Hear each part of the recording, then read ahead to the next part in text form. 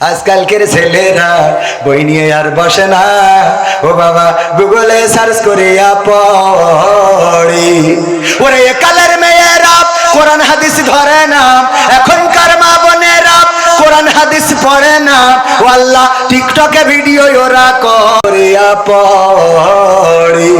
নতুন করে হয়েছে চালু এখন আবার কোন ট্রেন্ড, পরিচয় করাই দেখি এই আমার গার্লফ্রেন্ড। আছে না নাই? গদখালি যদি হঠাৎ করে দেখা হয়, বুরকা বলা, পিছনে বাইকের পিছনে সালাম দেবেন, ভাবি কেমন আছেন, দোস্ত কবে বিয়ে করলি জানালি না তো, হঠাৎ করে বলে আরে না এখনো বিয়ে করি নাই, বিয়ে করলি তো জানবি।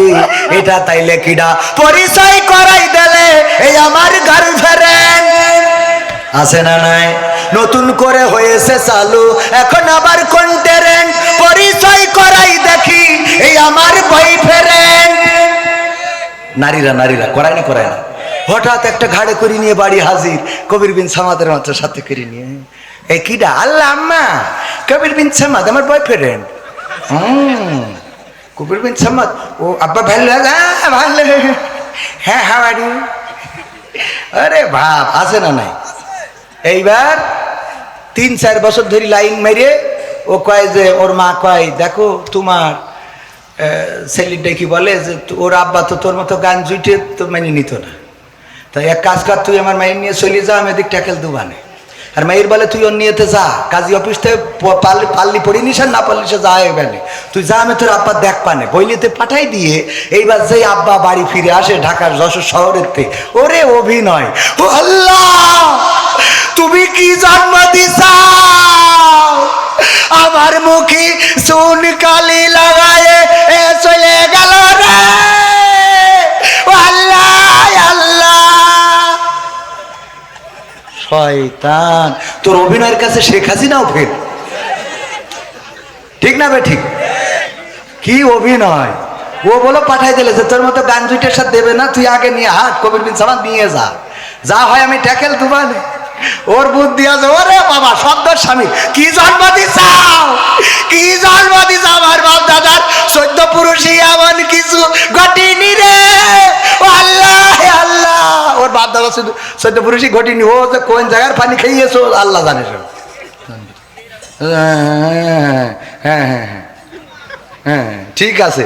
ওরে বাবা রে, এরা মনে করছে খালি শুধু এদের ভয়, মনে করছে আমি রাজনীতির কথা বলবো। রাজনীতির কথা বলবো কেন? আমি কথা কয় না, রাজনীতির কথা বলার কোনো দরকার আছে? যা বলবো কুরআন হাদিসের আঙ্গিকে আছে। আমি প্রায়ই বলি, যদি মুসার কথা বলেন তা এমনি ফেরাউন আসবে, কথা কয় না। যদি আপনি নমরুদের কথা বলেন, দূর ইব্রাহিমের কথা বলেন, তা নমরুদ আসবে। বিশ্বনবীর কথা বললি আবু জাহেল। তো কোরআনের এই সমসাময়িক সময়ে যদি কথা বলি আর শফিকুর রহমান যদি বাধা দেয়, তো তার নাম বলতে হবে না, কথা কয় না। অনেকেই মনে করে এটা নো, আরে বোঝেন না, খালি ভালো করে বুঝে। আমি এইসব আপনারা বলছেন আমি 12টার মধ্যে শেষ করবো, আধা ঘন্টা থাকা যাবে না? ইনশাল্লাহ থাকা যাবে কি না? কথা আমি এই জন্য এলাকায় দাওয়াত নিচ্ছি, খালি হুজুর এই বলেন না ওই বলেন। আমার আওয়ামী লীগরা তোমার কাছের লোক, এরা বিশ্বাস করে না। আপনাদের মনে হয় না? আমি তো বলেছি কি, মুসলমানে দ্বন্দ্ব করা চলবে না, সীসা ঢালা প্রাচীর হবে কখনো তা টলবে না। মুসলমানে দ্বন্দ্ব করা চলবে না, সীসা ঢালা প্রাচীর হবে কখনো তা টলবে না।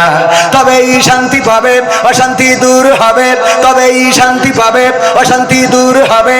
কেউ আর মুসলমানের বাজে কথা বলবে না, মুসলমানে দ্বন্দ্ব করা চলবে না, সীসা ঢালা প্রাচীর হবে কখনো তা টলবে না। কে আওয়ামী, কে বিএনপি, কে জামাত ইসলাম, এটা আমাদের নয় পরিচয়, মুসলিম মোর নাম। কে আওয়ামী, কে বিএনপি, কে জামাত ইসলাম, এটা আমাদের নয় পরিচয়, মুসলিম মোর নাম। এ কথা মানলে পরে শান্তি আসবে ঘরে, এ কথা মানলে পরে শান্তি আসবে ঘরে। কেউ আর মুসলমানের বাজে কথা বলবে না, মুসলমানে দ্বন্দ্ব করা চলবে না, সীসা ঢালা প্রাচীর হবে কখনো তা টলবে না। মাঝাবের লড়াই যদি চলে, শান্তি আসবে না রে ভাই কোনই কৌশলে। সাতপন্থী জুবাইর পন্থী লড়াই যদি চলে, শান্তি আসবে না রে ভাই কোনই কৌশলে। ঐক্য ঐক্যবদ্ধভাবে থাকলে শান্তি পাবে, ঐক্যবদ্ধভাবে থাকলে শান্তি পাবে, এছাড়া শান্তি পাবার রাস্তা কবু মিলবে না। মুসলমানে দ্বন্দ্ব করা চলবে না, সীসা ঢালা প্রাচীর হবে কখনো তা টলবে, টলা যাবে? মুসলমান ঐক্যবদ্ধ থাকতে হবে। কেন থাকতে হবে? এই সমাজে সুখ শান্তির জন্য, এই সমাজে অন্যায় দূর করার জন্য, অন্যায়ের বিরুদ্ধে প্রতিবাদ করার জন্য, আল্লাহর জমিনে আল্লাহর দ্বীন প্রতিষ্ঠিত করার জন্য ঐক্যবদ্ধতার বিকল্প নাই। জামাত ইসলাম যদি মনে করে নিজেদের ভোট নিয়ে ক্ষমতায় যাবে, ভোট তো হলো জামাত ইসলামের 25%।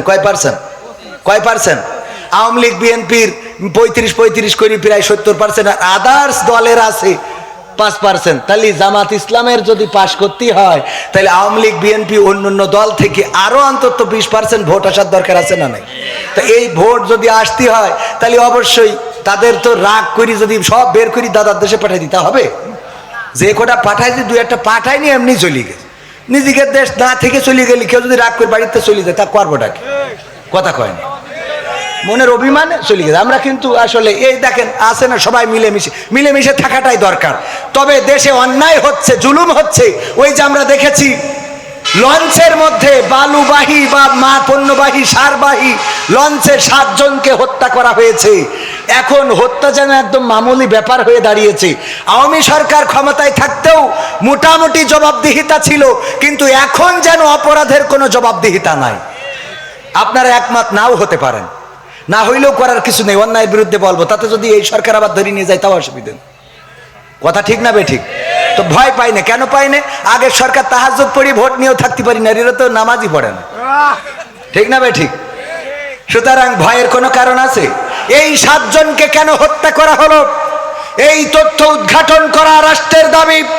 যারা হত্যা করেছে অন্যায় ভাবে, আমরা দেখেছি ওই লঞ্চের ক্যাপ্টেন, তার মেয়ের বিবাহ আছে, বিবাহ অনুষ্ঠান হবে, কিন্তু মেয়ের বিবাহে থাকতে পারে নাই। অনেকের সংসার, পরিবার, সন্তান আছে, যাদেরকে অন্যায়ভাবে হত্যা করা হলো।